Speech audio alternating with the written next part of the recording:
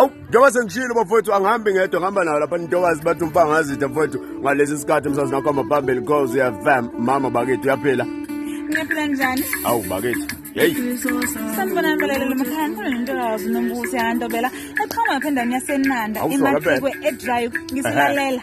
Zi9 July Yebo. 2025 eMaran Hill Sikhona la. ePine Town. Sigalelekile. Sizokwenzani konke? Sigalelekile. Mama noyazini. Ikanje lento. Ya, bathi West ayilahlana. No, angikho lapha. Hey, ngiyadlala.